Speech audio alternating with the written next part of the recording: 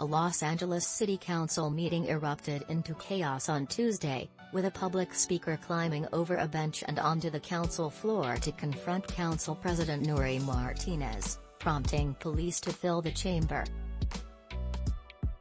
Officers tackled a second member of the public on the council floor moments later, while activists screamed at police and at least one audience member attempted to spray water from a bottle on officers.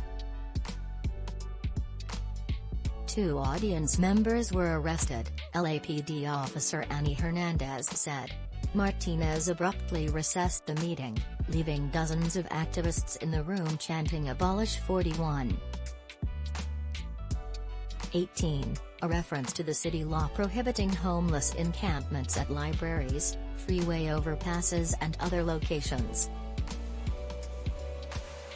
Shortly after 11 a.m., an LAPD captain declared an unlawful assembly within the chamber, prompting scores of protesters to file out.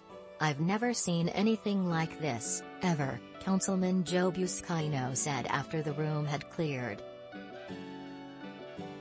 The incident took place 1 week after protesters brought another meeting, also dealing with the anti-encampment law, to a halt. Chanting shut it down repeatedly until council members took an hour-long recess.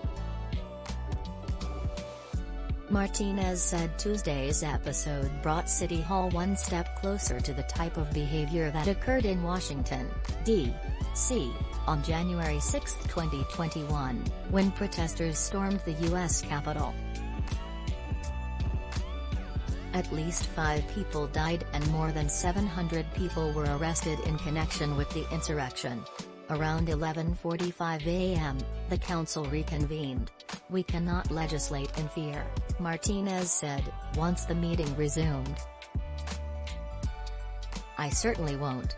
Sabrina Johnson, a co-founder of the activist group People's City Council, said comparisons to January 6 are ridiculous.